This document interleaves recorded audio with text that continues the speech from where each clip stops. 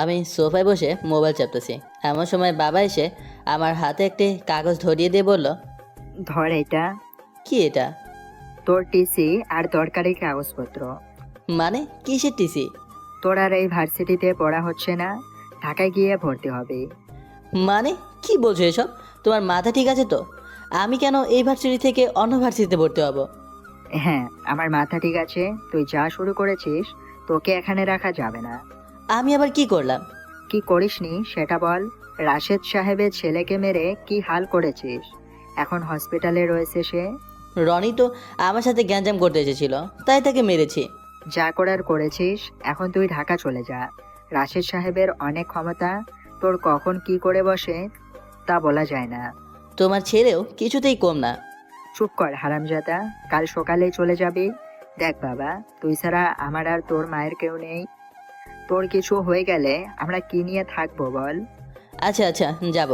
কিন্তু বাবা, ওখানে গিয়ে কোথায় থাকবো? ঢাকায় তো কাউকে আমি ঠিক মতো চিনিও না। তোর থাকা নিয়ে ভাবতে হবে না। ওখানে আমার বন্ধু আমজাদ থাকে, ওর ওখানেই থাকবি। আচ্ছা। আর শোন, আমার বন্ধু কিন্তু কমিশনার। ওখানে গিয়ে ভদ্রভাবে থাকবি, আর কোনো ঝামেলা করবি না। যা, এখন তোর জামা কাপড় গুছিয়ে রাখ। তারপর বাবার কাছ থেকে আমার কাগজপত্র নিয়ে রুমে চলে এলাম। আমার ব্যাগ গোছাচ্ছি। ব্যাগ গোছাতে গোছাতে আপনাদের আমার পরিচয়টা দিয়ে দেই। আমি ইমরান, সিলেট থাকি। আমি বাবা মায়ের একমাত্র সন্তান। এবার অনার্স তৃতীয় বর্ষের ছাত্র। একটু বকাটে, কিন্তু পড়াশোনায় ভালো। রাশেদ সাহেব হলো আমাদের এলাকায় এমপি, আর রনি হলো এমপির ছেলে, যাকে আমি মেরে হসপিটালে শুয়ে দিয়েছি। ভার্সিটিতে একটা ঝামেলা হয় সেই কারণে। আর আমার বাবা সিলেটের একজন ছোটোখাটো নামকরা ব্যবসায়ী। আমারও ব্যাগ গোছানো শেষ, তাই মায়ের কাছে গেলাম। মা, মা। কি হয়েছে? তুই এইভাবে ডাকছিস কেন? বাবা কি বলেছে তুমি জানো? জানি। তুমি কিছু বললে না? আমাকে ছেড়ে থাকতে তোমার কষ্ট হবে না? হবে, কিন্তু তোর বাবা যেটা করছে তোর ভালোর জন্যই তো করছে। কিন্তু কোনো কিন্তু না। বুঝলাম, এখানেও কিছু হবে না, তাই চলে এলাম বন্ধুদের সাথে দেখা করতে। সবাই মতির চাঁদার দোকানে বসে আড্ডা দিই। ওখানে এসে বললাম, কিরে ফকিন্নির দল, কি খবর? আর খবর, রনির যে কি অবস্থা করেছিস না জানি, এমপি তোর কি করে বসে। ধুর, ওসবে এই ইমরান ভয় পায় না। তা তো জানি, কিন্তু ভাই ভয় হয়। তোরা কি আমার বন্ধু? এত ভয় তো তোরা আগে পেতি না। একটা কথা বলি, তুই কিছুদিন শহরের বাইরে যা। হ্যাঁ, তোদের এটাই বলতে এসেছি। কাল ঢাকা যাচ্ছি, সেখান থেকে পড়াশোনা করব। ভাই মজা করিস না, আমি সিরিয়াসলি বলছি। আরে মজা না, বাবা তার এক বন্ধুর বাসায় থাকার ব্যবস্থা করেছে। মতিন চাচা, 4 কাপ চা আর 4টা সিগারেট দাও। চা সিগারেট খেয়ে বন্ধুদের সাথে কিছুক্ষণ আড্ডা দিলাম। তারপর বললাম, কাল সকালে আমার ট্রেন, তোরা সবাই সকালে স্টেশনে পৌঁছে যাবে। Okay bro. বন্ধুদের সাথে আড্ডা দিয়ে বাড়ি ফিরলাম। সবাই মিলে খাওয়া দাওয়া করলাম। তখন বাবা বলল, ইমরান, তোর যা গোছানোর গুছিয়ে ফেল। দুপুরেই সব গুছিয়ে রেখেছে। খুব ভালো কাজ করেছিস। আর ওখানে গিয়ে কোনো দুপুরে একবার বলেছে, এখন আবার বলার কোনো দরকার আছে? দরকার নেই মানে? তোকে মনে করিয়ে দিলাম। কিন্তু আমি তো ওখানে কিছু চিনি না, কি করে যাব? তোর চিনতে হবে না, তোকে চিনে নেবে। আমজাদকে তোর ফটো পাঠিয়ে দিয়েছি, তোকে স্টেশনে আমজাদ নিতে আসবে। ওহ। যা, গিয়ে শুয়ে পড়, বেশি রাত করিস না। আমি রাতে খাওয়া দাওয়া করে রুমে চলে এলাম।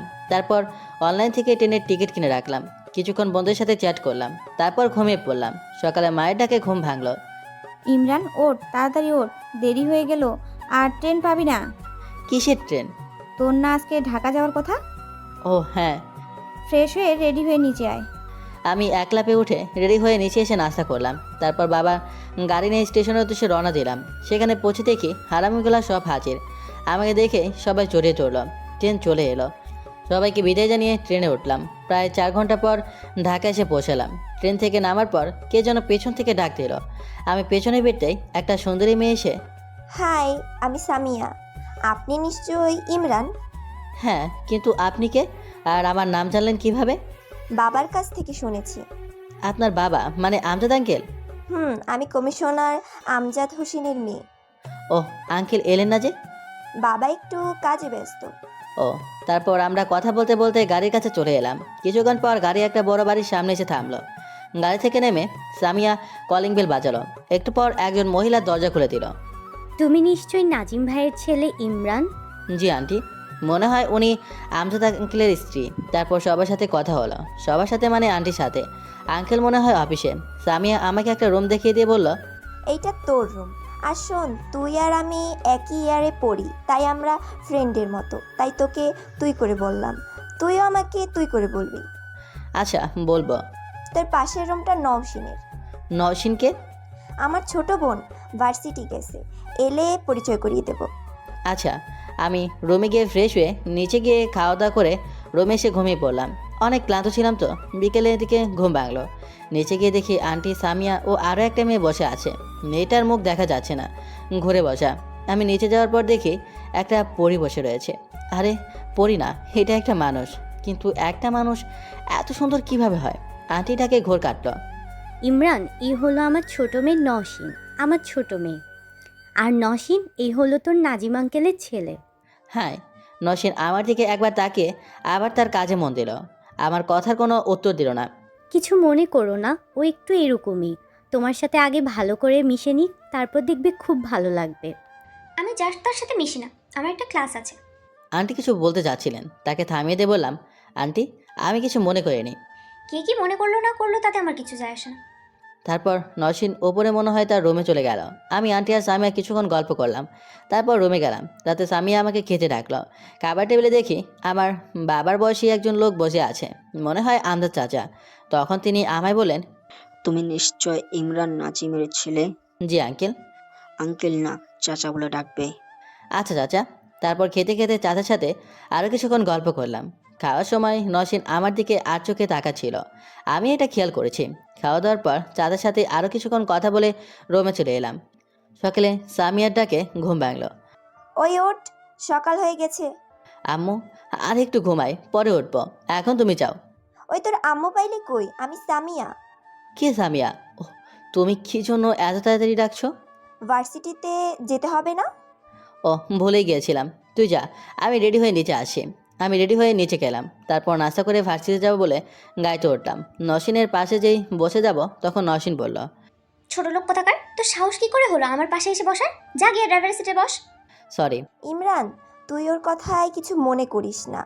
ও একটু অহংকারী আর জেদি ছোটবেলা থেকেই। স্বামী আমাকে কানে কানে বলল কথাটা। তারপর আমি তাকে বললাম, ইটস ওকে। তারপর গাড়িতে করে ভার্সিটি চলে এলাম। প্রিন্সিপালের সাথে আমজাদ চাচা আগে থেকেই কথা বলে রেখেছে। গাড়ি থেকে নামার পর নসীন তার বান্ধবীদের কাছে চলে গেল। তখন নসীনের এক বান্ধবী বলল, কিরে দোস্ত, তোদের গাড়ি থেকে এক হ্যান্ডসাম কিউট ছেলে নামলো। কিরে ছেলেটা? বাবার কোন বন্ধু ছেলে? সিঙ্গেল নাকি? জানি না, কেন বলো তো?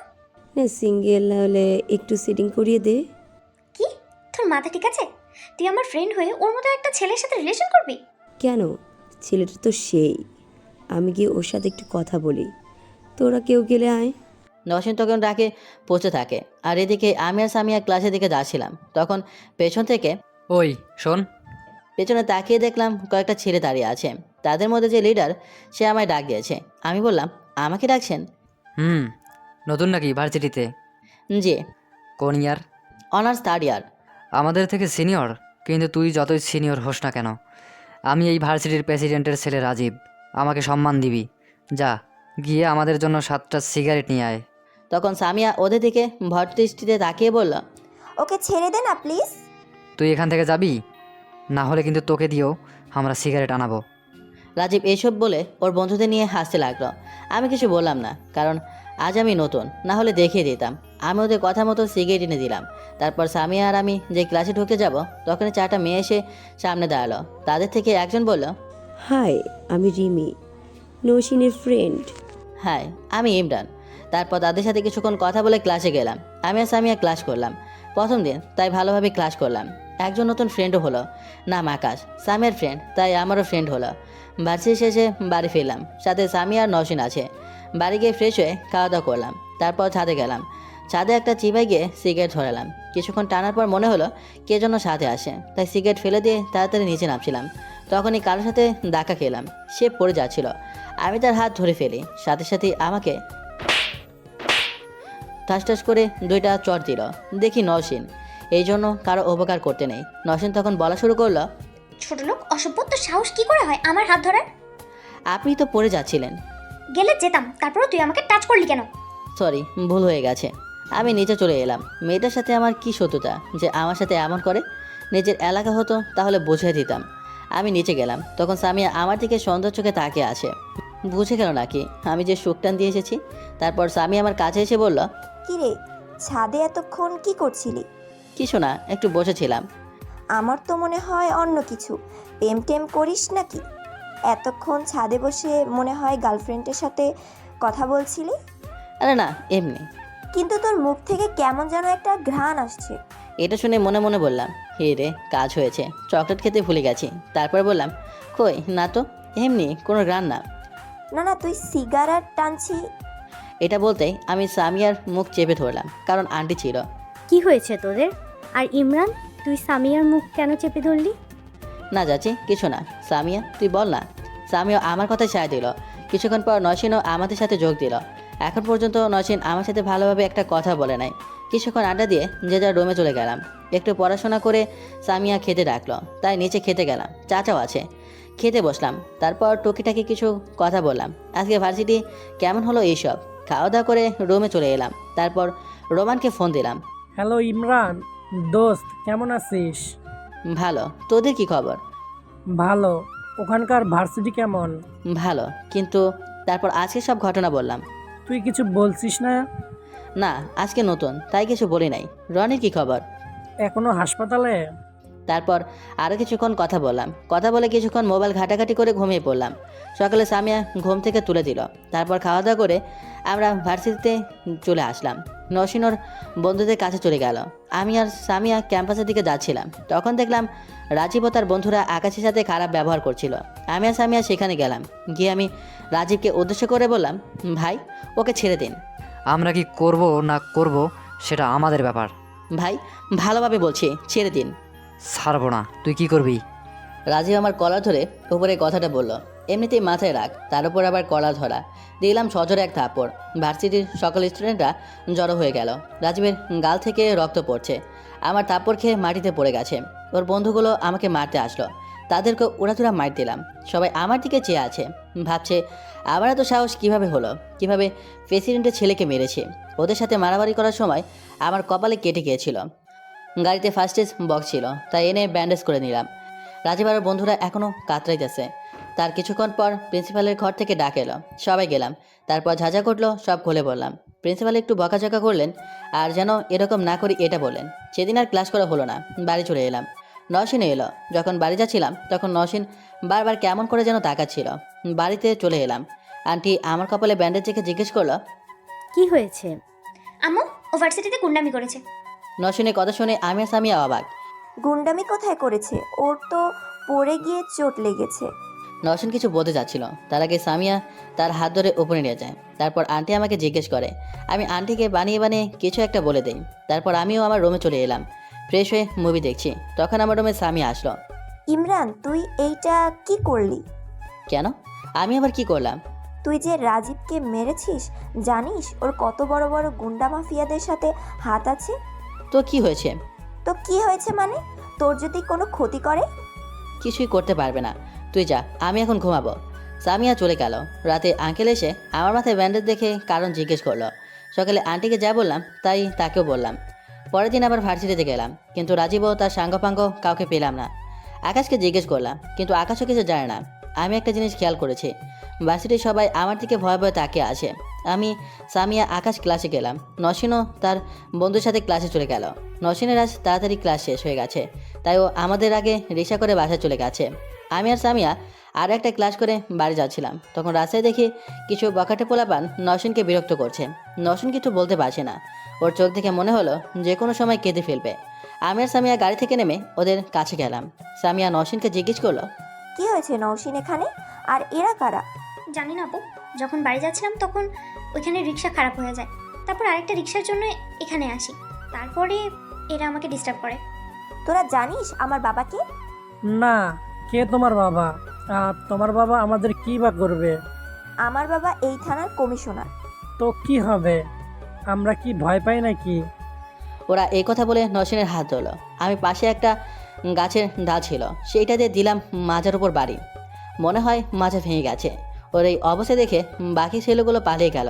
নওশিন আমার দিকে কিছুটা অবাক চোখে তাকিয়ে মনে মনে বলল, আমি ছেলেটার সাথে এত খারাপ ব্যবহার করি, কিন্তু বখাটেগুলো আমার হাত ধরার সাথেই ওদের মারল সে। আমরা বাড়ি চলে আসলাম। সবাই স্বাভাবিকভাবেই রয়েছে, ফ্রেশ হয়ে ছাদে বসে আছে। তখন নওশিন এলো। আমি ভাবলাম হয়তো আবার অপমান করবে, তাই আমি নিচে চলে যাচ্ছিলাম। তখন বলল, আপনার সাথে আমার কিছু কথা ছিল। আমি তো অবাক, যে কখনো আমার সাথে ভালোভাবে কথা বলে না, তার আবার আমার সাথে কি কথা থাকবে। আমি বললাম, জি বলুন। সরি এতদিন আপনার সাথে খারাপ ব্যবহার করার জন্য। It's okay. নওশিন ছাদ থেকে নেমে যাচ্ছিল, তখন আবার ঘুরে ঠাস করে আমাকে একটা থাপ্পড় মারলো। তারপর বলা শুরু করলো, অসভ্য ছোট লোক কথাকার, যে একটু কথা বলেছি সাথে সাথে লুচ্চবি করা শুরু করে দিয়েছে। আমি কিছু বুঝতে পারলাম না কি হয়েছে। গালে হাত দিয়ে দাঁড়িয়ে থেকে জিজ্ঞেস করলাম, কি হয়েছে? আমাকে মারলেন কেন? আমি কি করেছি? লুচ্চা কথাকার, আমার অন্য ধরে টাননি কেন? আমি তো নওশিনের কথা শুনে অবাক। তখন দেখি নওশিনের ওড়না ছাদের পাঁচিলের রডে আটকে গেছে। আমি ওড়না ছাড়িয়ে দিয়ে বললাম, আপনার ওড়না ধরে আমি টানিনি, আপনার ওড়না এখানে আটকে গিয়েছিল। সব ছেলে একরকম হয় না, কিন্তু আপনার মতো অহংকারী মেয়েদের কাছে সবাই সমান। আপনার যত অহংকার আপনার রূপ নিয়ে, আপনি একদিন আপনার এই অহংকার নিয়ে পস্তাবেন। আমি কথাগুলো বলে নিচে চলে আসলাম। তখন দেখলাম নওশিনের মুখ অনুশোচনায় কালো হয়ে গেছে। তারপর আমি আকাশকে ফোন দিয়ে পার্কে গেলাম। আজকে খুব মন খারাপ, তাই অনেকক্ষণ পার্কে বসেছিলাম। আকাশের সাথে টুকটাক কথা বলছিলাম।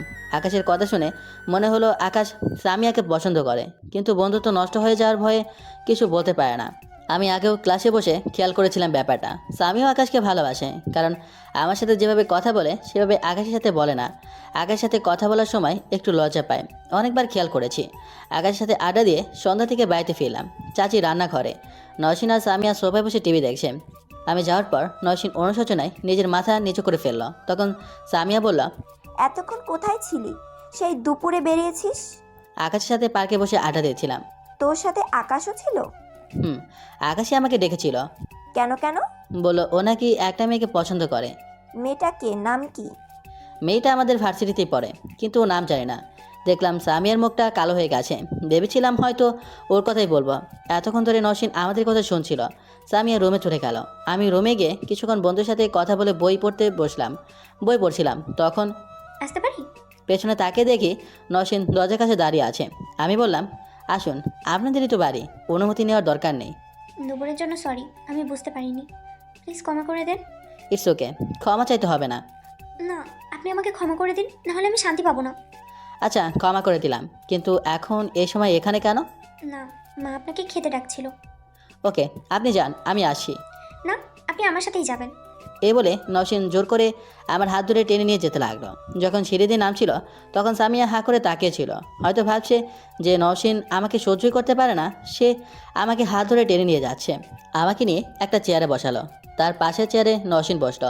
সামিয়া এইসব দেখে তো মিষ্টি মিষ্টি হাসে, আর আমি তো পুরাই টাসকি।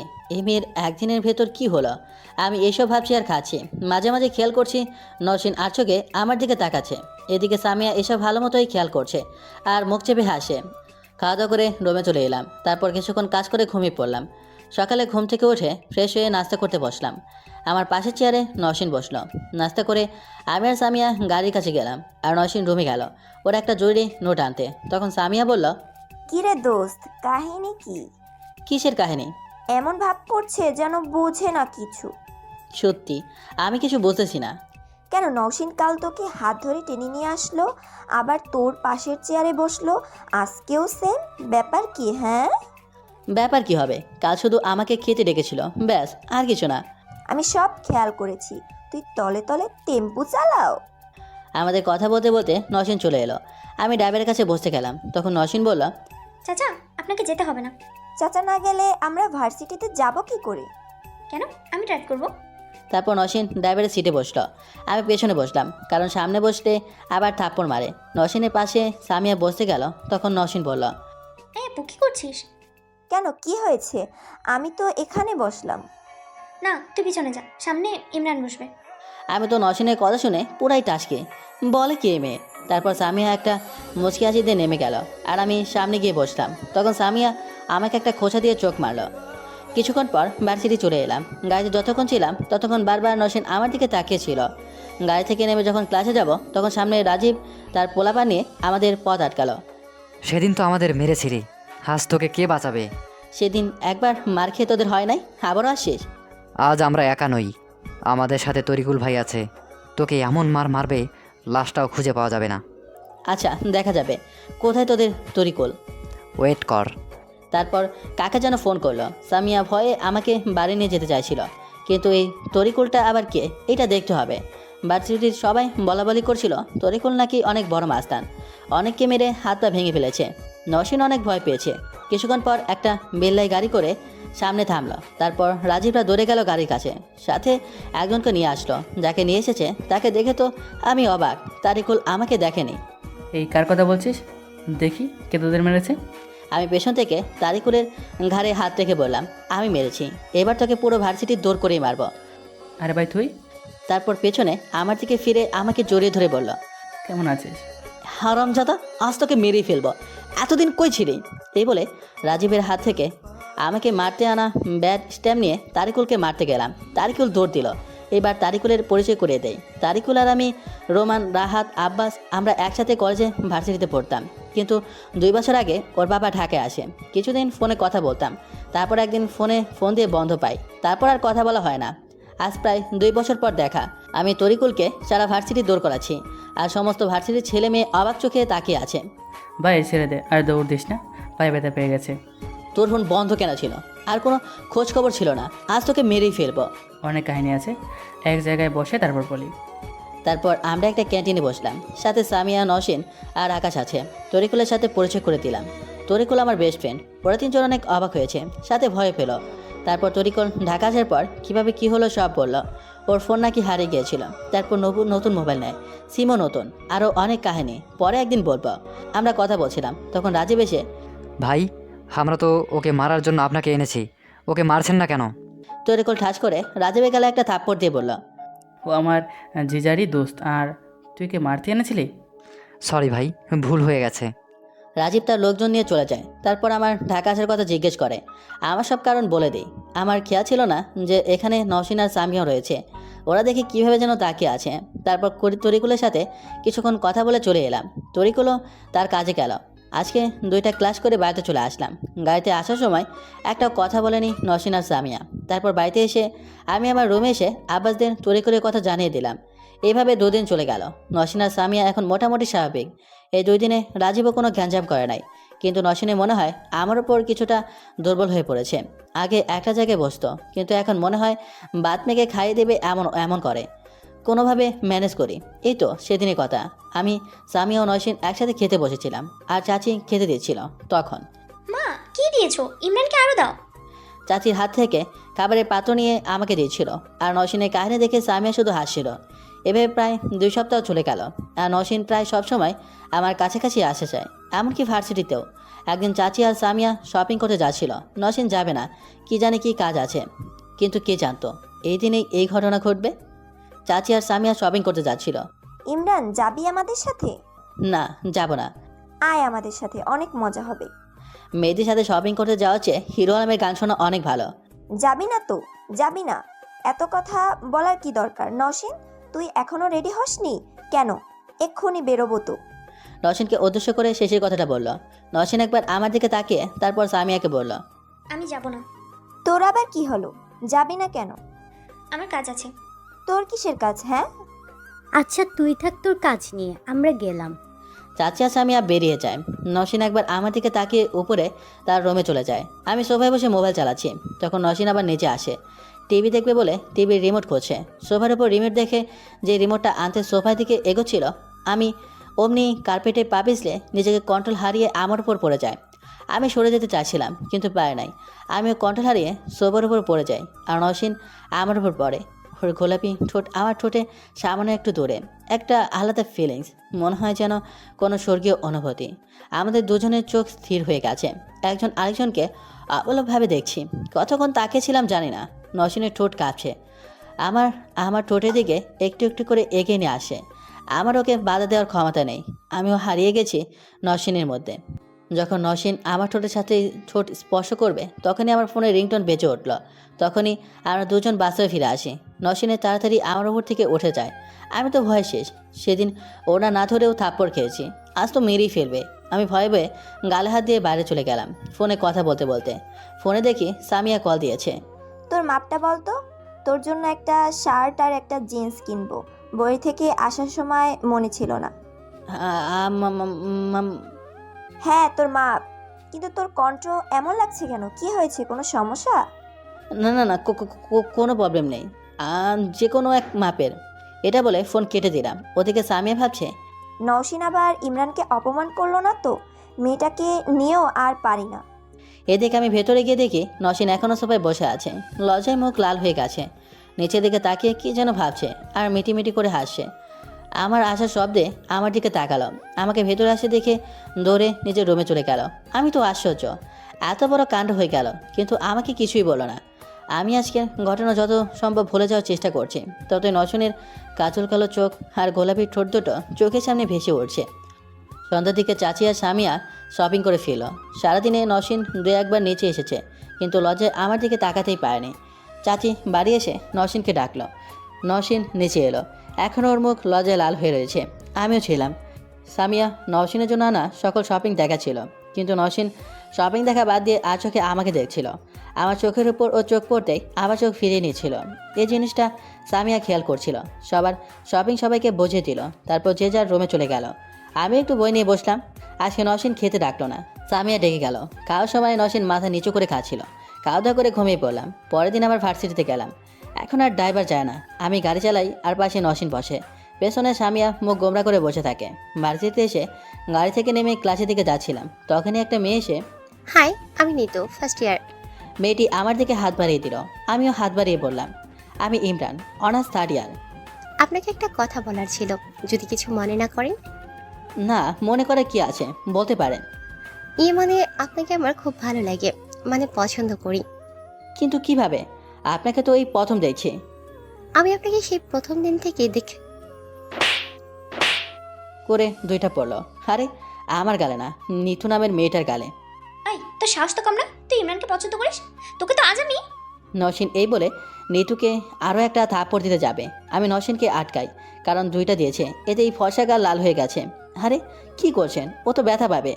তুই চুপ কর, তোকে পরে দেখছি অন্য মেয়ের সাথে কথা বলা। আমি নিতুকে ইশারা করে চলে যেতে বললাম। নিতু চলে যেতে লাগলো। এই মেয়ে, তোকে যদি আর ইমরানের আশেপাশে দেখি, তোকে আমি খুন করে ফেলবো। তারপর আমার দিকে তাকিয়ে, মেয়েদের সাথে কথা বলতে খুব ভালো লাগে তাই না? না মানে নিতুই তো কথা বলতে এসেছিল। বাহ, মেয়েটার নামও জানো দেখছি। না, এখন বলল। আর তুই ওর হাত ধরলি কেন? আমি ধরি নাই, ও নিজেই ধরেছে। ধরেছিল যখন, তুই মানা করলি না কেন? না মানে, তোকে যদি আর কোনো মেয়ের সাথে কথা বলতে বা তাকাতে দেখেছি না, তাহলে তোর কপালে শনি আছে। তারপর আগে হনহন করে গাড়ি নিয়ে বাড়ি চলে গেল। আমি পেছন থেকে অনেকবার ডেকেছি, কিন্তু শোনেই নাই। আমারও আর কোনো উপায় না দেখে রিক্সা নিয়ে বাইরে চলে এলাম। আজও ক্লাস করা হলো না। বাড়ি আসার সময়, কি রে, কি বুঝলি? মানে কি বুঝবো? কি বুঝবি মানে? তোকে নওশিন ভালোবাসে এইটা? ও আমাকে ভালোবাসে এইটা তুই এত শিওর কিভাবে? কারণ একটা মেয়ে তার সব কিছুর ভাগ দিতে পারবে, কিন্তু ভালোবাসার না, বুঝলি বুদ্ধু? কিন্তু নসীন যে আমাকে ভালোবাসে কোনোদিন তো বলে নাই। মেয়েরা সব কথা বলে না, বুঝে নিতে হয়। কথা বলতে বলতে বাড়ি চলে এলাম। কলিং বেল বাজতেই চাচি দরজা খুলে দিল। চাচি আমাদের দেখে জিজ্ঞেস করলো, কি রে, তোরা এখন এলি? কিছুক্ষণ আগে নসীন এলো, দেখে মনে হলো অনেক রেগে আছে। কিছু কি হয়েছে ভার্সিটিতে? না চাচি, ওর বান্ধবীদের সাথে একটু ঝগড়া হয়েছে তাই। ও, এই ব্যাপার। সেই ভার্সিটি থেকে এসে ঘরের দরজা বন্ধ করেছে তো করেছে, খুলছেই না। তোরা গিয়ে দেখ তো একটু। আচ্ছা মা, যাচ্ছি। তারপর আমরা উপরে চলে গেলাম। তখন সামিয়া বলল, তুই যা, গিয়ে ওর রাগ ভাঙিয়ে আয়। আমি কিভাবে? আমি পারবো না। ওর রাগ করেছে কার জন্য? কার জন্য? তোর জন্য। তাই ওর রাগ ভাঙানোর দায়িত্ব তোর। আমাকে সামিয়া ধাক্কা মারে। আমি নসীনের রুমের সামনে দাঁড়িয়ে আছি, সাহস পাচ্ছি না কি করব, ডাকবো কি না। নিজের বুকে থুতু দিয়ে ডাক দিলাম, নসীন প্লিজ দরজা খুলেন। আমি মনে হয় ওকে আপনি করে বলায় অনেক বড় ভুল করেছি। কোনো কিছু না বলে কি যেন একটা জোরে দরজায় মেরেছে। আমি কিছুক্ষণ পর আবার ডাক দিলাম, কোনো সারা শব্দ পেলাম না। তারপর বললাম, আচ্ছা আমি ফ্রেশ হতে গেলাম। আমি এটা বলে দরজার এক সাইডে গিয়ে দাঁড়ালাম। কিছুক্ষণ পর দরজা খোলার আওয়াজ পেলাম। দেখলাম নসীন দরজা থেকে মুখ বাড়িয়ে কাকে যেন খুঁজছে, মনে হয় আমাকেই। আমি এক লাফে ওর সামনে গিয়ে দাঁড়ালাম। দেখলাম ওর চোখ মুখ লাল হয়ে গেছে, এতক্ষণ কান্না করেছে। আমাকে দেখে ওর রুমে নিয়ে গিয়ে আবার দরজা লাগিয়ে দিল। তারপর নসীন ওর খাটে গিয়ে বসলো আর আমি একটা চেয়ার টেনে বসলাম। নসীন এখন ফুপিয়ে ফুপিয়ে কাছে। প্রায় আধা ঘন্টা হয়ে গেছে আমি বসে রয়েছি আর ওর কান্না দেখছি। যদি কিছু বলি তাহলে আমার অবস্থা খারাপ করে দেবে। এবার একটু সাহস করে বললাম, আরে কাছেন কেন? এই সামান্য ব্যাপার নিয়ে কেউ কান্না করে? এই তুই চুপ করবি? তোর কি, হ্যাঁ? তোর তো মেয়েদের সাথে ফষ্টি নষ্টি করতেই ভালো লাগে। জানো আজ যখন নিতু তোমার হাত ধরেছিল আমার তখন কত কষ্ট হয়েছিল? আপনার কেন কষ্ট হয়েছে? কারণ কারণ কারণ কি? কারণ আমি তো আমি কি? কিছু না, যা তো। আচ্ছা আমি গেলাম। এটা বলে আমি বেরিয়ে যেতে লাগলাম। তখনই নসীন আমার হাত ধরে বলল, একটু শোনো, জি বলেন। প্লিজ আমাকে তুমি করে বলো। আচ্ছা চেষ্টা করব, এখন যাই। চেষ্টা না, বলতেই হবে, নাহলে আমার ঘর থেকে যেতে দেবো না। আচ্ছা বলবো। তারপর আমি নসীনের রুম থেকে বেরিয়ে এলাম। এবার আমি পুরোপুরি নিশ্চিত যে নসীন আমাকে ভালোবাসে, আমি ওকে ভালোবেসে ফেলেছি। সামনে 17 তারিখ নসীনের জন্মদিন। ভাবছি ওই দিন ওকে প্রপোজ করব। এভাবে কেটে গেল 8 দিন। এই 8 দিনে আমি ভালোভাবে বুঝে গেছি নসীন আমাকে কতটা ভালোবাসে। আর স্বামীও আমাদের বিষয়টা জানে, তাই মজা করে মাঝে মাঝে আমাকে দুলাভাই ডাকে। আজ 17 তারিখ, নসীনের জন্মদিন। অনেক মেহমান এসেছে, পুরো বাড়ি সাজিয়েছে। সব দায়িত্ব আমার ওপর। নসীনের বান্ধবী কাজিনরা সবাই চলে এসেছে। আমি তরিকুলকে ইনভাইট করলাম, আসে নাই কমিশনারের ভয়ে। আমি ড্রয়িং রুমে বসে বিভিন্ন সাজানো দেখছি, কোথায় কোনো কম্পল না তো। তখন দেখলাম নসীন ওপর থেকে নিচে নামছে। ওকে অপরূপ সুন্দর লাগছে, যা ভাষায় প্রকাশ করতে পারবো না। তখন দেখলাম নসীনের এক কাজিন, নাম আয়ান, নসীনের কাছে গেল। নসীনের সাথে হেসে হেসে কথা বলছে। আর আয়ান কথায় কথায় নসীনের শরীরে স্পষ্ট করার চেষ্টা করছিল। এক পর্যায়ে দেখলাম নসীনকে হাত ধরে উপরে নিয়ে গেল। আমি ওদের পেছনে গেলাম, দেখি আয়ান নসীনকে দেয়ালে 2 হাত চেপে ধরে রয়েছে আর কিস করতে যাচ্ছে। নসীন যথাসম্ভব চেষ্টা করছে নিজেকে ছাড়ানোর জন্য, কিন্তু আয়নের শক্তির কাছে পাচ্ছে না। আমি আর নিজেকে ঠিক রাখতে না পেরে দূরে গিয়ে দিলাম এক লাথি। আয়ন ছিটকে গিয়ে পড়লো কিছুটা দূরে। আমি আয়নকে ইচ্ছে মতো মারতে লাগলাম। তখন কে যেন আমাকে জোরে একটা থাপ্পড় দিল। যে দিয়েছে তাকে দেখে তো আমি পুরো অবাক, কারণ সে আর কেউ নয়, সে হলো নসীন। ছোট লোকের বাচ্চা, তোর সাহস কি করে হয় ওকে মারার? ছোট লোক কোথাকার, তোকে এই জন্য কি আমাদের বাড়িতে থাকতে দিয়েছি? ছোট লোক একটা, চল আমার সামনে থেকে। আমি নসীনের এই আচরণে কিছু বলার ভাষা হারিয়ে ফেলেছি। এর মধ্যে স্বামী আর নসীনের কিছু বান্ধবীরা এখানে এসেছে। আমি কিছু বললাম না, মাথা নিচু করে চলে এলাম নিজের রুমে। আর ভাবতে লাগলাম, হায় রে ভালোবাসা। এতদিন একটা ছলনাময়ীকে ভালোবেসেছিলাম, কি দোষ করেছিলাম? শুধু ভালোবেসেছিলাম। এখন ইচ্ছা করছে চিৎকার করে কাঁদতে, কিন্তু ছেলেদের কাঁদতে চলে না। না, আমি রুমে বসে নসীনের কথা ভাবছি। তখন স্বামী আর আকাশ দরজা ধাক্কা ছিল। আমি কোনো কথা বলি নাই। কিছুক্ষণ ডাকাডাকি করার পর চলে গেল। আর ওদিকে নসীন কেক কাটার সময় আমাকে খুঁজছিল, কিন্তু কোথাও না পেয়ে ভাবতে লাগলো, আমি রাগের মাথায় কি করলাম? আয়ান আমার সাথে খারাপ কাজ করতে চেয়েছিল, আমার উচিত ছিল আয়ানকে বাড়া। আর ইমরান তো ওকে মেরে ঠিকই করেছে, আর আমি কিনা ওকে এই হাত দিয়ে মেরেছি। কি করে পারলাম এটা? এত লোকজনের ভিতরে সব ভুলিয়ে ফেলেছি। আয়নের রাগ আমি ইমরানের উপরে নিয়েছি। ইমরান তো এখন আমাকে ভুল বুঝবে। এইসব নসীন ভাবছে আর ভিড়ের মাঝে আমাকে খুঁজছে। তারপর নসীন কেক কেটে সবাইকে আর না দাঁড়িয়ে রেখে দৌড়ে আমার রুমে চলে যায়। সবাই ওর এই কাণ্ড দেখে অবাক। নসীন রুমে গিয়ে কান্না করতে থাকে, চিৎকার করে এক পর্যায়ে কান্না করতে করতে ঘুমিয়ে পড়ে। আমিও কখনো ঘুমিয়ে পড়ি মনেই নাই। সকালে ঘুম থেকে উঠে দেখি অনেক বেলা হয়ে গেছে। মনে হয় ডেকেছিল, কিন্তু আমি শুনিনি। আমি ফ্রেশ হয়ে নিচে এলাম, দেখি নসীনের কাজিন আর আয়ানও আছে। দেখলাম আয়ান আমার দিকে তাকাচ্ছে আর শয়তানি হাসি দিচ্ছে। বুঝলাম কাল রাতের ঘটনার জন্য। নিচে গেলাম। চাচা জিজ্ঞেস করলো, কাল কেক কাটার সময় কোথায় ছিলি? চাচা, কাল একটু শরীর খারাপ লাগছিল, তাই রুমে গিয়ে রেস্ট নিয়েছিলাম। ডাক্তার দেখেছিস? না। চল নাস্তা করে আমার সাথে ডাক্তারের কাছে যাবি। আরে চাচা লাগবে না, এখন ঠিক আছে। সত্যি তো? জি চাচা। চাচা আমার সাথে কিছুক্ষণ কথা বলে চলে গেলেন অফিসে। এতক্ষণ নিচে ছিলাম, কিন্তু কোথাও নসীনকে দেখতে পেলাম না। আমার বেহায়া মনটা শুধু নসীনকেই খুঁজতেছে। তারপর সেখান থেকে ছাদে চলে গেলাম। ছাদে বসে সিগারেট খাচ্ছি। তখন কে যেন পেছন থেকে আমার কাঁধে হাত রাখলো। পেছনে দেখি নসীন। ওকে দেখে কাল রাতের ঘটনা আবার মনে পড়ে গেল।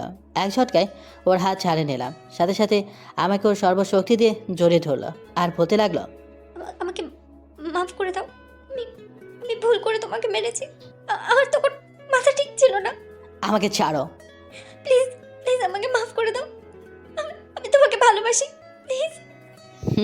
ভালোবাসা?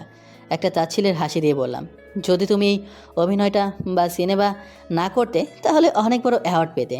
আফসোস আমার কাছে কোনো অ্যাওয়ার্ড নেই, শুধু ভালোবাসা ছিল, সেটাও আর নেই। আমি নওশিনকে জোর করে ছাড়িয়ে চলে এলাম। আর নওশিন ছাদে বসে কাঁদছিল। কাঁদো, তাতে আমার কি? কাল সারা রাত ধরে কাঁদার কারণে নওশিনের চোখ ফুলে গেছে, লাল হয়ে গেছে, একটা বিকৃত চেহারা। আমিও নিচে চলে এলাম। আমি আসার পর আয়ান দেখলাম ছাদে দিয়ে গেল। প্রায় 5 মিনিট পর আবার নিচে এলো, কিন্তু ওর 2 গালে হাত দিয়ে রয়েছে। আয়ানের গালে হাত দেখে তার কাজিন রাজিয়া বলল, কি রে, তুই মুখে হাত দিয়ে আছিস কেন? না এমনি। না, কিছু হয়েছে। তুই ছাদে গেলি স্বাভাবিকভাবে, কিন্তু এখন কি হয়েছে? এক প্রকার জোর করে আয়নার হাত ছেড়ে নিল। ভাই কি করব, গাল ফুলে গেছে, 2 গালে 5 আঙ্গুলে দাগ পড়ে গেছে। সবাই এটা দেখে অবাক। কিরে, তোর এই অবস্থা কি করে হয়েছে? কে মেরেছে তোকে? নওশিন। আমার আয়নার অবস্থা দেখে খুব হাসি পাচ্ছিল। সামিও হাসছিল মুখ টিপে, কিন্তু আর ধরে রাখতে না পেরে সবার সামনে জোরে হেসে দিল। আমি আর সেখানে থাকলাম না। আজ কোনো কিছু ভালো লাগছে না, তাই চলে গেলাম তরিকুলের সাথে আড্ডা দিতে। আর ওদিকে নওশিন নিচে নেমে আমাকে খুঁজছিল। কোথায় দেখতে না পেয়ে আমাকে ফোন দিয়েছিল, কিন্তু আমি রিসিভ করি নাই। তারপর ফোন সাইলেন্ট করে রেখে দিয়েছিলাম। সারাদিন আমি তরিকুলের সাথে ছিলাম। দুপুরে একটা রেস্টুরেন্টে গিয়ে খেলাম। সন্ধ্যে থেকে বাসায় ফিরলাম। কলিং বেল বাজালাম, তখন চাচি দরজা খুললো। কি ব্যাপার, এতক্ষণ কোথায় ছিলে আর আমাদের ফোন কেন ধরিস নাই? আসলে চাচি ফোনটা সাইলেন্ট করা ছিল। দেখ, তোকে কতবার ফোন দিয়েছি। ফোন বের করে দেখি আসলে 73টা মিস কল। আন্টি দিয়েছে 10টা আর ফারিয়া 25টা, বাকিগুলো নওশিন দিয়েছে। সরি আন্টি, পুরনো এক বন্ধুর সাথে দেখা হয়েছিল, তার সাথে আড্ডা দিতে দিতে দেরি হয়ে গেছে। আচ্ছা যা। আমি আমার রুমে যাচ্ছিলাম, তখন নওশিন আমার হাত ধরে হাতে টান মেরে নিয়ে যায় ওর রুমে, গিয়ে দরজা বন্ধ করে দেয়। তারপরে সে আমাকে জড়িয়ে ধরে বলে, এতক্ষণ কোথায় ছিলে? এতবার ফোন দিয়েছি, ফোন ধরো নাই কেন? ছাড়ো আমাকে, আমি কারো ফোন রিসিভ করার দায় নিয়ে বসি নাই। ছাড়ো, আমার কাজ আছে। তুমি এখনো আমাকে মাফ করতে পারো না? প্লিজ আমাকে মাফ করে দাও। আমি তোকে আর কোনোদিন আঘাত করবো না, কখনো কষ্ট দেবো না। বাহ, আপনি খুব ভালো নিখুঁত অভিনয় করতে পারেন, কিন্তু তোমার এই অভিনয়ের কারণে আমি নিজেকে তো আর কষ্ট দিতে পারবো না। আমি নওশিনকে জোর করে চারিয়ে চলে এলাম। আর নওশিন ফ্লোরে বসে কান্না করছে আর বলছে, ইমরান, আমি তোমাকে ভালোবাসি, নিজের থেকেও বেশি ভালোবাসি। আমি সেদিকে কান্না দিয়ে আমার রুমে চলে এলাম। একটা সিগারেট ধরিয়ে বেলকনিতে বসে টানছিলাম আর নওশিনের কথা ভাবছি নওশিন কি আমাকে সত্যি ভালোবাসে নাকি নাটক করছে, এসব ভাবছিলাম আর সিগারেট টানছিলাম। তখনই, হাই, ভালো আছেন? কে কে? ও রাজিয়া, তুমি? আমি।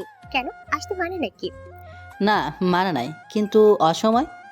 তুমি এখানে একা বসে আছো তাই এলাম। এখন একাকিত্বই আমার বন্ধু, তাই একা থাকতেই ভালো লাগে। কিছুক্ষণ রাজের সাথে কথা বললাম। ওর সাথে কথা বলে যা বুঝলাম, সে আমাকে কিছুটা পছন্দ করে। কিছুক্ষণ পর সামিয়া খেতে ডাকলো। এসে আমাকে আর রাজিয়াকে গল্প করতে দেখে কিছুটা অবাক হয়ে বলল, তোরা এখানে আয়, তোদের খেতে ডাকছে। আচ্ছা যা, আমি আর ইমরান আসছি। ইমরান তোকে নিচে ডাকছে, আমার সাথে আয়। আচ্ছা চল। তারপর আমি আর সামিয়া নিচে চলে এলাম। নিচে এসে আমি সামিয়াকে জিজ্ঞেস করলাম, কই, কে ডেকেছে আমাকে? আরে তোকে এমনি বললাম, কারণ রাজিয়ার স্বভাব ভালো না। তারপর আমরা সবাই মিলে খেতে বসলাম। আমার পাশে রাজিয়া বসলো, কিন্তু এখনও নওশিন আসে নাই। কিছুক্ষণ পর নওশিন আসলো। আমার পাশে রাজিয়াকে বসে দেখে অনেক রেগে গেল, কিন্তু কাউকে কিছু বলতে পারছে না, নিজের হাত মোচাচ্ছে। তখন চাচি বললেন, কিরে নওশিন, দাঁড়িয়ে আছিস কেন? খেতে বস। বসছি। তারপর সবাই মিলে খাচ্ছিলাম। এক পর্যায়ে আমার গলায় ভাত আটকে গেল, কাশি দিয়ে উঠলাম। আর তখন রাজিয়া আমাকে পানি খাইয়ে দিল আর মাথায় হাত চাপড়ে দিল। এটা দেখে নওশিন খাবার থেকে উঠে দাঁড়ালো। তখন রাজিয়া বলল, নওশিন, তুই উঠলি কেন? খাওয়াতে শেষ হয় নাই। আমার পেট ভরে গেছে, তুই তোর মতো খা। নওশিন চলে গেল। তারপর সবাই খাওয়া দাওয়া করে যে যার রুমে চলে গেল। আয়নকে আজ নওশিনের হাতে থাপ্পড় খাওয়ার পর আজ দেখতে পায়নি। সামিয়া কাছে শুনেছি বাইরে চলে গেছে। আমি রুমে গিয়ে বাবা মার সাথে কিছুক্ষণ কথা বলে ঘুমিয়ে পড়লাম। সকালে ঘুম থেকে উঠে ফ্রেশ হয়ে ভার্সিটির জন্য বের হলাম। নওশিন ড্রাইভারকে আমাদের সাথে আনতে মানা করেছিল, কিন্তু আমি জোর করে নিয়ে এসেছি। নওশিনকে দেখলাম একটু কষ্ট পেয়েছে। তারপর আমরা ভার্সিটিতে আসলাম। রাজীব এখন আমার সাথে খারাপ কিছু করে নাই, এমনকি অন্য ছেলে মেয়েদের সাথেও না। নওশিন ওর বন্ধুদের কাছে চলে গেল আর আমি আর সামিয়া ক্যান্টিনে গেলাম। গিয়ে দেখি আকাশ রয়েছে। আমাকে থেকে আকাশ বলল, ভাই, তোর সাথে একটু কথা আছে। কি কথা বল? এখানে না, একটু ওদিকে চল। কেন, আমার সামনে বললে সমস্যা কি? সমস্যা আছে, একটা জরুরি কথা। যা বল, দরকার নেই তোর কথা শোনার। আকাশ আমাকে এক সাইডে নিয়ে বলল, ভাই, আমি না সামিয়াকে অনেক দিন থেকে পছন্দ করি, কিন্তু বলতে পারছি না, ফ্রেন্ডশিপ নষ্ট হয়ে যাওয়ার ভয়ে। তুই একটু হেল্প কর না। তুই গিয়ে প্রপোজ করে দে। কিন্তু ভাই, ও যদি কোনো রিয়াক্ট করে? আরে না, সামিও তোকে পছন্দ করে। সত্যি পছন্দ করে? তাহলে প্রপোজ করে আসি। তারপর আকাশ গিয়ে সামিয়াকে প্রপোজ করলো কলম দিয়ে। আমি দূর থেকে দেখলাম সামিয়া কি জানি বললো, তারপর জড়িয়ে ধরলো আকাশকে। তারপর আমি ওদের কাছে গেলাম। এটা একটা ভার্সিটি, রোমান্স অন্য কোথাও কইর। এখন আমার টিট কই? কিসের ট্রিট? তোমাদের যে সেটিং করে দিলাম তার টিট। আচ্ছা পরে দেব। আমি আর আকাশ একটু ঘুরতে গেলাম। ওরা দুজন চলে গেল ঘুরতে। আমি আর নসীন সব ক্লাস শেষ করে বাড়ি আসলাম। বাড়িতে আসার সময় নসীন এক প্রকার জোর করে আমাকে পেছনে ওর পাশে বসায়। আমি আর না করি নাই। বাড়িতে গিয়ে দেখে রাজিয়া সোফায় বসে টিভি দেখছে। আমাকে দেখে সোফা থেকে উঠে এসে আমার হাত ধরে পড়ল। আরে ইমরান, এসেছো? তোমার জন্য অপেক্ষা করছিলাম। আমি আস্তে করে ওর হাত সরিয়ে বললাম, কি কথা বলবে? এখন না, পরে বলবো। তুমি ফ্রেশ হয়ে নাস্তা করে নাও। আমাকে হাত ধরে টেনে নিয়ে যাচ্ছিল। এটা দেখে মনে হয় নসীন আরও কষ্ট পেয়েছে। দেখলাম ওর চোখে জল টলমল করছে। নসীন দৌড়ে ওপরের রুমে চলে যায়। আমিও এক ঝটকায় রাজিয়ার হাত ছাড়িয়ে নেই। আমি এখন নসীনের রুমের সামনে দাঁড়িয়ে আছি। ভাবছি ওকে ডাকবো কিনা। ভাবলাম নসীন তো আমাকে ভালোবাসে, তাহলে আমার উচিত ওকে ক্ষমা করে মেনে নেওয়া। হ্যাঁ, এটাই ঠিক হবে। আমি নসীনকে অনেকবার ডাকলাম, কিন্তু কিছুই বলো না। শুধু ঘর থেকে ফুপিয়ে ফুপিয়ে কান্নার আওয়াজ পেলাম। আমি এক প্রকার ব্যর্থ হয়ে চলে এলাম। ফ্রেশ হয়ে ছাদে গেলাম। এর মধ্যে সামিয়াও চলে এসেছে। আমি ছাদে দাঁড়িয়ে নসীনের কথা ভাবছি। ওকে গিয়ে আবার ডাকবো, যেই ভাবা সেই কাজ। নসীনের রুমের সামনে গেলাম। দেখলাম নসীন নিচে আসে। আমি গিয়ে আচমকা ওর হাত ধরে টেনে নিয়ে দেয়ালের সাথে চেপে ধরলাম। আমার এরকম কাজ দেখে কিছুটা ভরকে যায় নসীন। আবার বিশ্বাস করতে পারছে না যে আমি সত্যি ওর হাত ধরে টেনে নিয়ে এসেছি। ভাবছে আমি তোকে ভালোবাসি না। নসীন অবাক দৃষ্টিতে আমার দিকে তাকিয়ে আছে। আমি একটা তড়ি দিয়ে বললাম, এটা কোনো ভ্রম নয়, সত্যি আমি। তুমি আমাকে ক্ষমা করে দিয়েছো? ভালোবাসো আমাকে? বাঁচতে পারি এক শর্তে, যদি রাজি থাকো তো।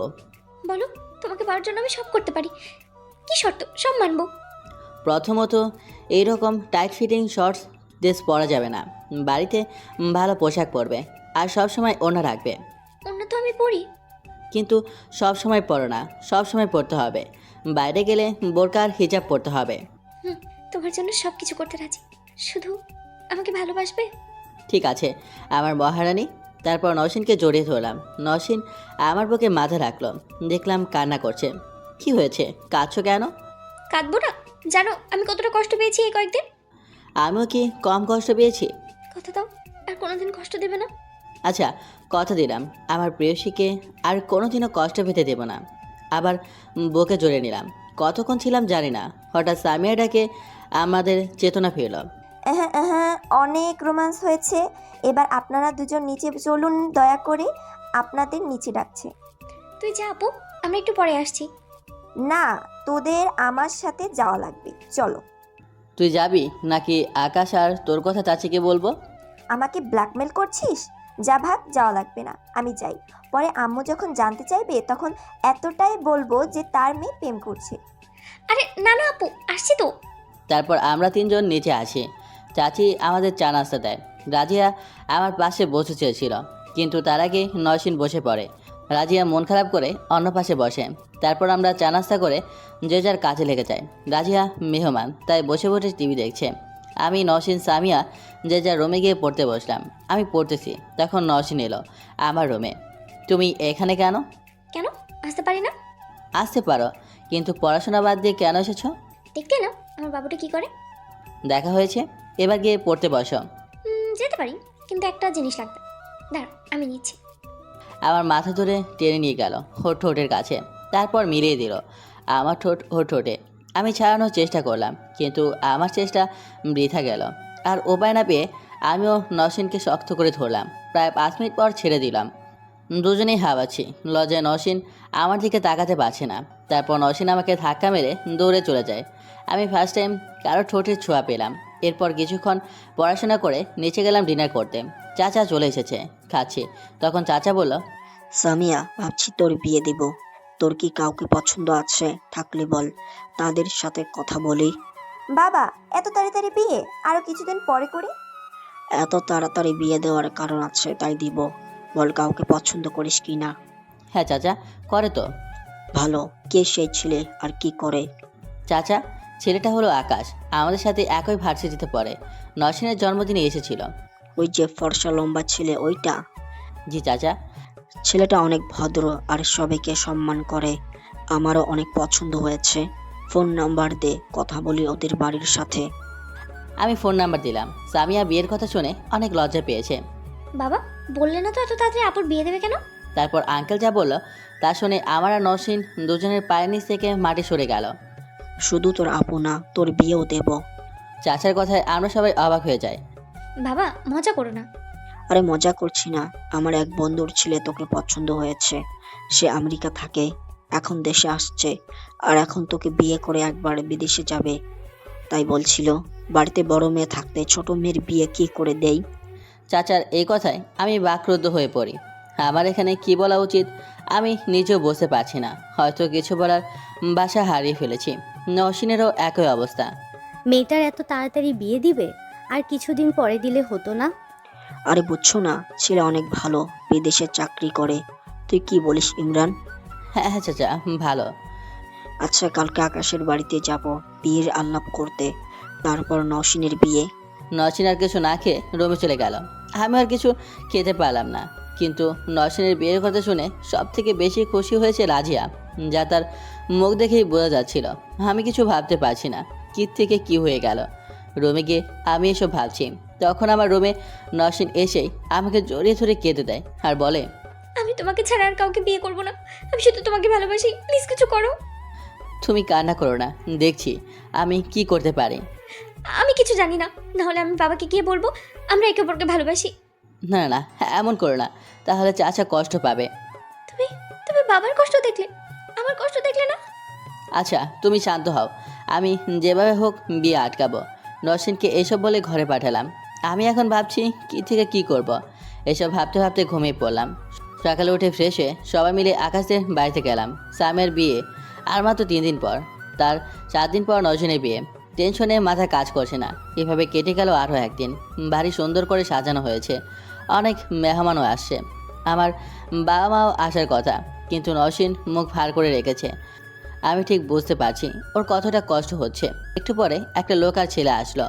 তারা দুজন চাচার কাছে গেল, কিছুক্ষণ কথা বলল, তারপর আমাকে ডাকলো, আমাকে তাদের সাথে পরিচয় করে দিবে বলে। এই হলো আমাদের নাজিমের ছেলে ইমরান। ও, এই নাজিমের ছেলে। তোমার বাবা মা কেমন আছে? জি আঙ্কেল, ভালো। তখন চাচা এসে বলেন, আর এই হলো তোর মোকলেস আঙ্কেল। আমি তোর বাবা আর মোকলেস খুব ভালো বন্ধু ছিলাম। আর এই হলো মোকলেসের ছেলে জিশান, এর সাথেই নওশিনের বিয়ে দেব। হ্যাঁ, আমি জিসান। মনে মনে ভাবলাম হারামজাদা একটু আগেই আমার নাম শুনেছে, আর এখন এমন ভাব দেখাচ্ছে মনে হচ্ছে অনেক আগে থেকে জানে। তারপর আমি বললাম, হ্যাঁ তুমি কি করে জানলে?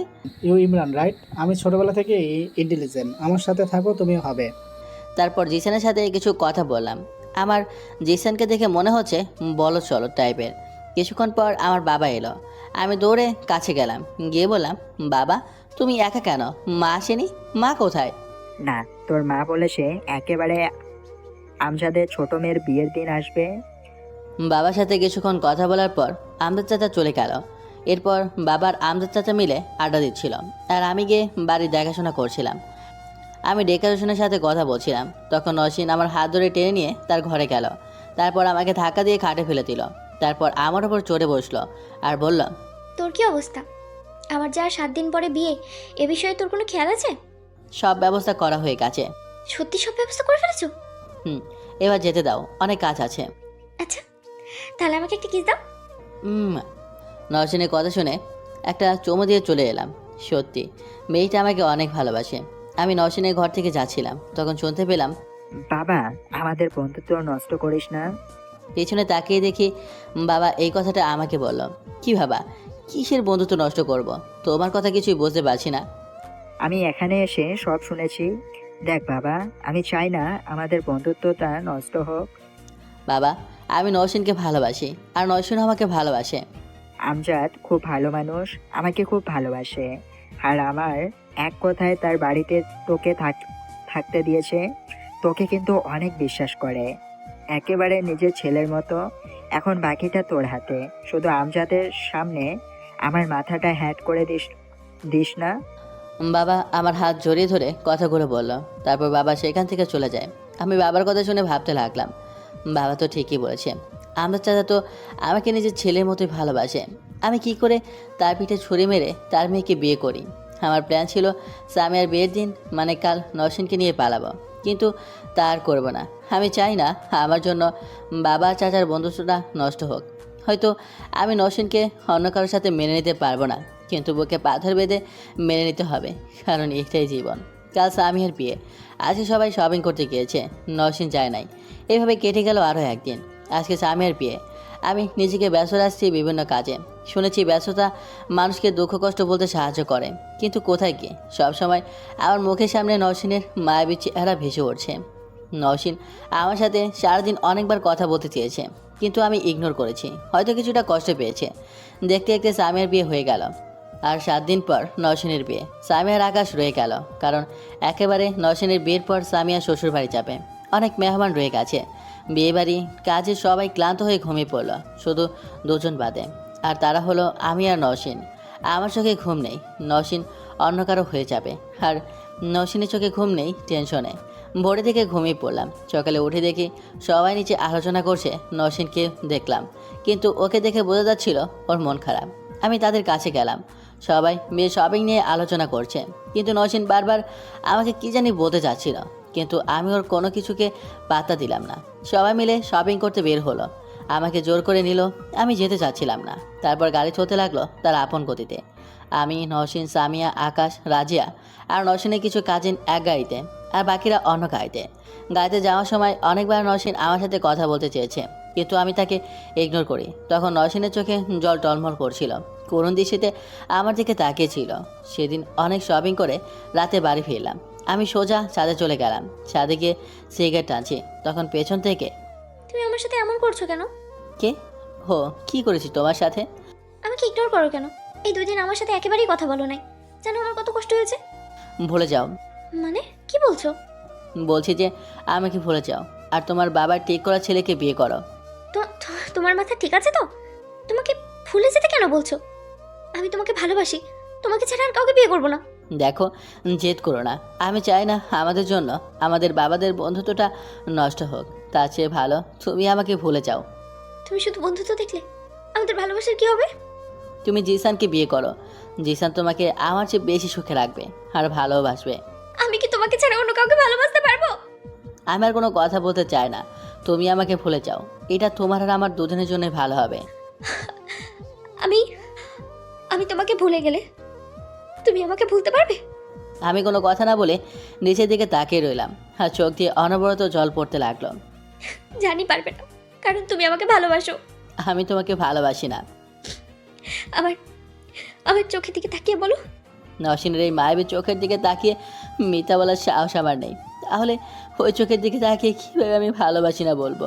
আমি আর সেখানে দাঁড়িয়ে না থেকে নিচে চলে যেতে লাগলাম। তখন নওশিন বলে উঠল, কি হলো বলে যাও, এখন কেন পালিয়ে যাচ্ছ?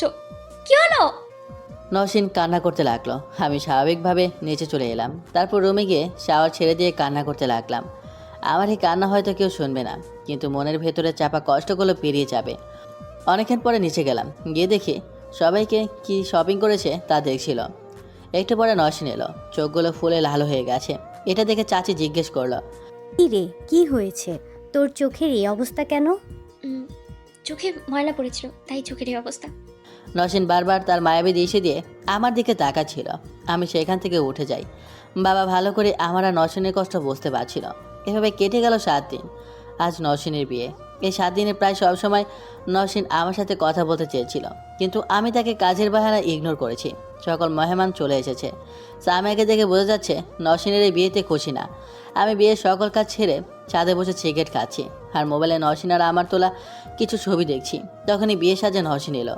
একটা অনুরোধ রাখবে শেষবারের মতো? বলো। আমাকে আমাকে একবার তোমার বুকে জড়িয়ে নিবে? আর হয়তো বলবো না, প্লিজ। আমি আর নিজেকে সামলাতে না পেরে নওশিনকে শেষবারের মতো জড়িয়ে ধরলাম আমার বুকে। নওশিন আমাকে এমনভাবে ধরেছে, মনে হয় যেন আমাকে আর ছাড়বেই না। ছাড়লে হয়তো পালিয়ে যাব। এক পর্যায়ে নওশিন কোনো সারা শব্দ করছে না।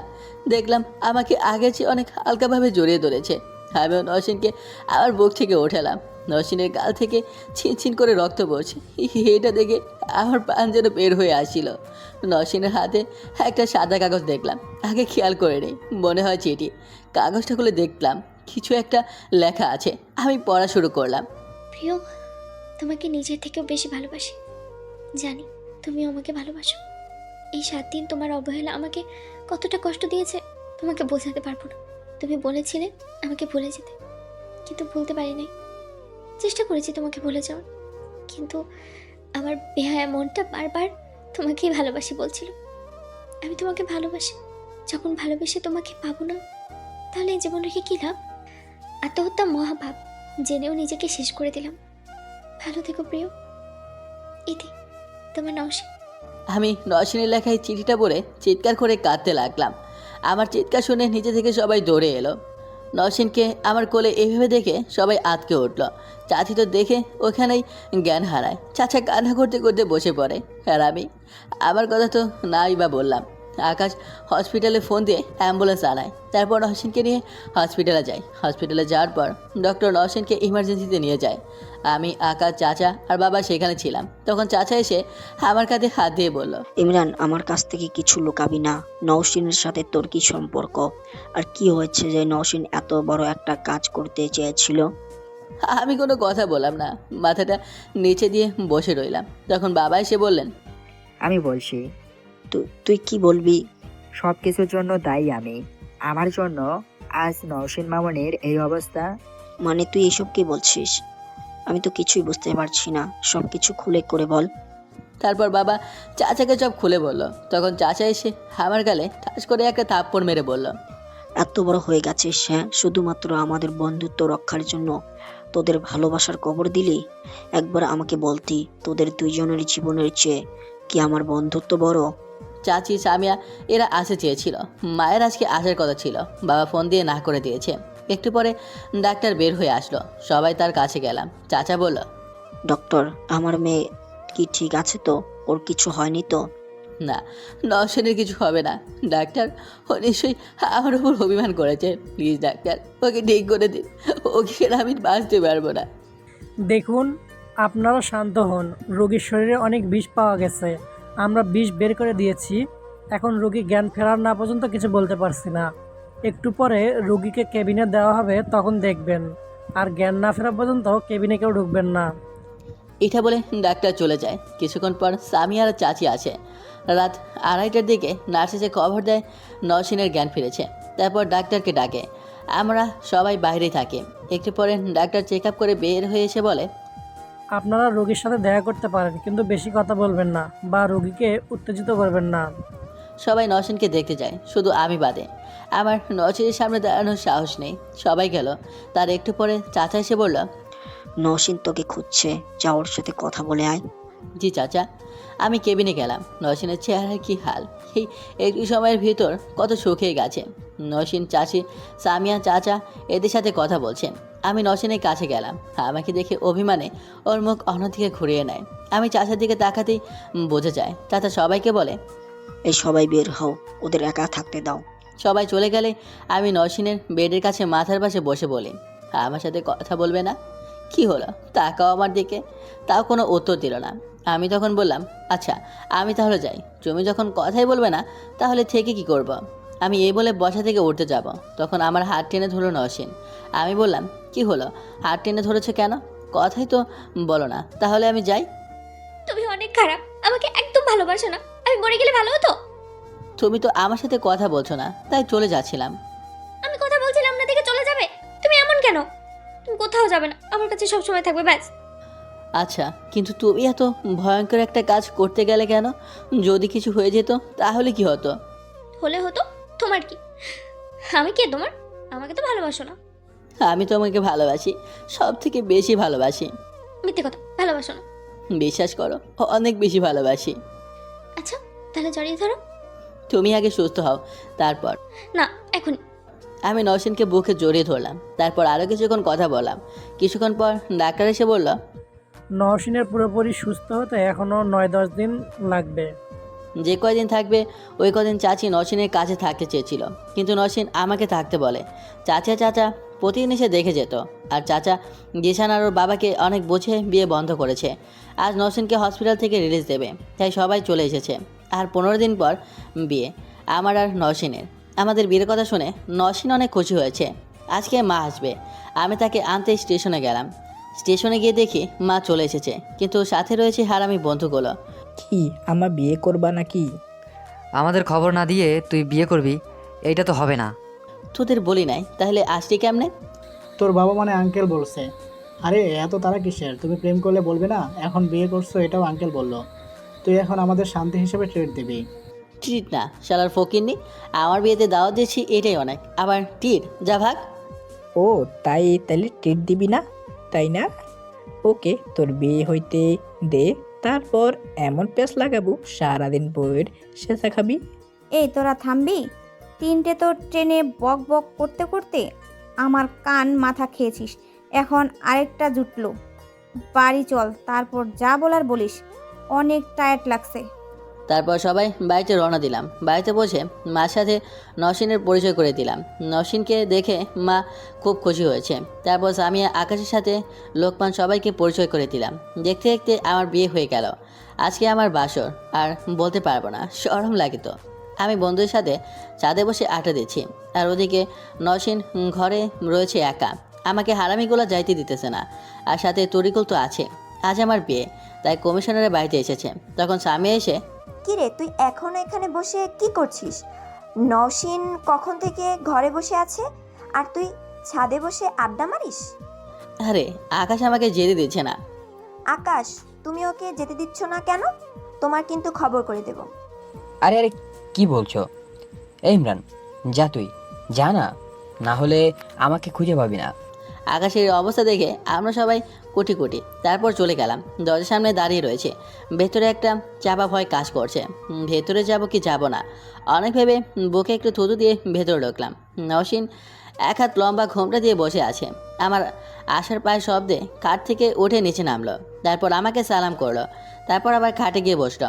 আমি তার কাছে যেতেই, খবরদার আমার শরীরে টাচ করবে না। কেন? আমি আবার কি করলাম? অনেক কিছু করেছো। প্রথমে আমাকে বিয়ের আগে অনেক কষ্ট দিয়েছো, তারপরে আমাকে এখানে অনেকক্ষণ ধরে বসিয়ে রেখে তারপরে এনে। আরে আমি কি ইচ্ছে করে করেছি নাকি? আমি তো পরিস্থিতির চাপে পড়ে করেছি, আর বন্ধুরা আমাকে আটকে রেখেছিল। আমি এত কিছু জানি না, তুমি দোষ করেছো, তাই তোমাকে শাস্তি পেতে হবে। আচ্ছা, কি শাস্তি? তোমাকে 20 বার কান ধরে উঠবস করতে হবে। অন্য কোনো শাস্তি দেওয়া যায় না? আচ্ছা তাহলে নিজে ঘুমাও। না না, আগেটাই ঠিক আছে। 10 বার করলে হবে না? তাহলে 30 বার।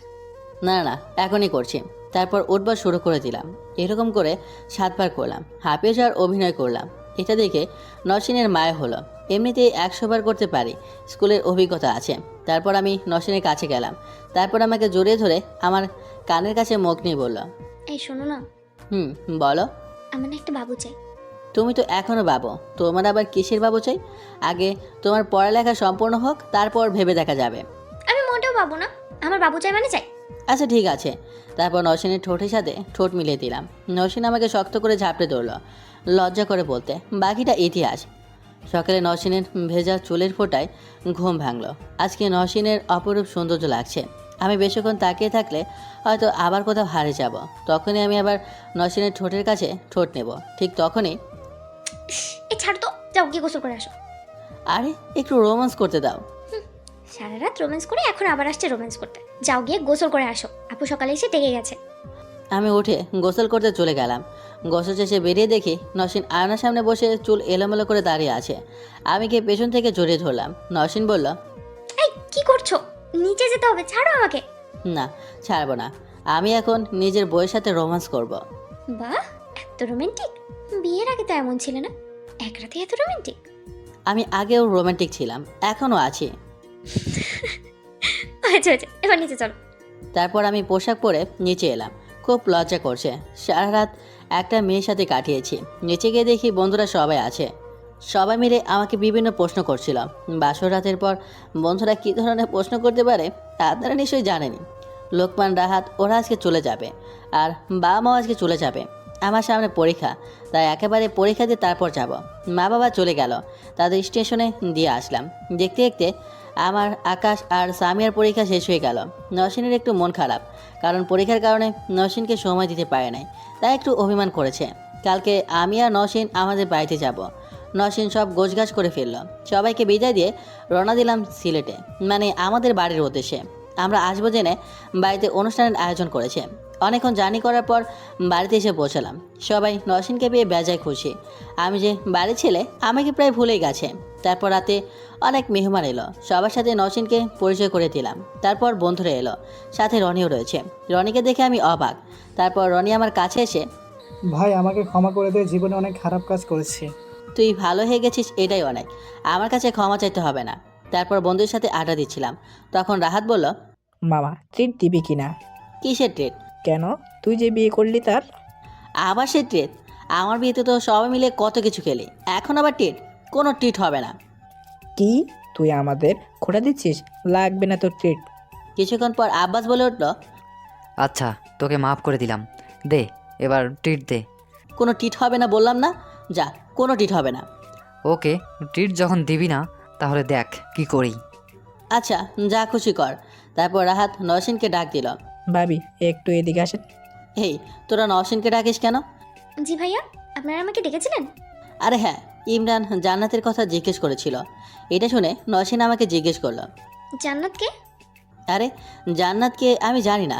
আরে ভাবি জানেন না, ইমরান জান্নাতকে লাইক করতো, এরপর তোমাদের বাড়িতে যায় আর তোমার সাথে বিয়ে হয়ে যায়। কি? ইমরান জান্নাতের কথা জিজ্ঞেস করে এখনো? আজ তুমি রুমে চলো। আরে বিশ্বাস করো, আমি কোনো জান্নাত নামের কাউকে চিনি না। নওশিন আমার কোনো কথা শোনো না, চলে গেল। আরে তোরা বন্ধু না শত্রু? কি করলি এটা? আজ আমার খবর আছে। আগে আমাদের কথা শুনে ট্রিট দিদি, তাহলে কিছু হতো না।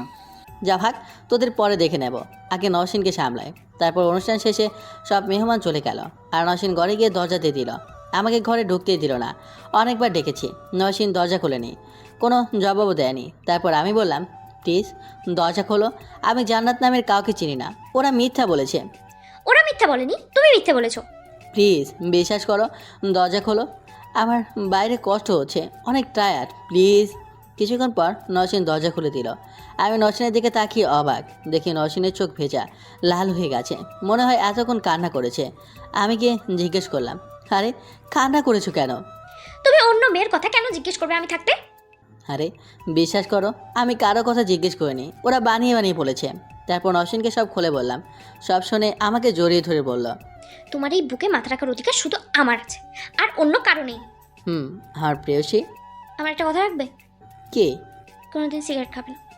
আচ্ছা খাবো না, খুশি তো? হুম। তারপর নওশিন আমাকে আরও শক্ত করে জড়িয়ে ধরলো। আমি কিন্তু সিগারেট খাওয়া ছাড়ি নাই, নওশিনকে লুকিয়ে লুকিয়ে খাই। নওশিন জানে, মাঝে মাঝে অনেক বকে, কিন্তু আমি ছাড়তে পারি না সিগারেট। সবাই বলে ধীরে ধীরে ভালোবাসা কমে যায়, কিন্তু নওশিন আর আমার ভালোবাসা যত দিন যাচ্ছে তত বাড়ছে। দেখতে দেখতে 5 বছর চলে গেল। আমাদের একটা ছেলে আছে, যার বয়স 4 বছর, অনেক ফাজিল। ওর মার সব সময় চলে যায় ওর পিছনে। আমি এখন বাবার ছোট্ট ব্যবসায় দেখাশোনা করি। বাবা বাড়িতে আমার ছেলের সাথেই খেলা করে।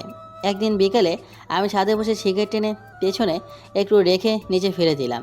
একটু পর নওশিনের চিৎকার করে ওঠে, অসভ্য ছেলে, এই বয়সে সিগারেট খাওয়া? আর খাবেই বা না কেন? বাপ যেমন ছেলেও তেমন। আমি পেছন ফিরে দেখি আমার ফেলে দেওয়া সিগারেট ধরে আমার ছেলে টানছে। নওশিন ওকে বকতে বকতে চলে যায়, আর আমার দিকে চোখ রাঙিয়ে তাকায়। নিচে গিয়ে মাকে নালিশ করে আমার নামে। তারপর আর কি, আমার আর আমার ছেলের বিচার হয়। দুজনের কেউই আজ বাড়িতে খেতে পারবে না। 2 বাপ বেটা হোটেলে গিয়ে খেয়ে আসলাম, আর ওই দিনে সিগারেট খাওয়া ছেড়ে দিয়েছি। এভাবেই হাসি খুনসুটি মজাতে কাটতে লাগলো আমাদের জীবন। সবাই ভালো থাকবেন, আর ইমরান আর নওশিনের জন্য দোয়া করবেন, ওরা যেন সবসময় ভালো থাকে। আল্লাহ হাফেজ।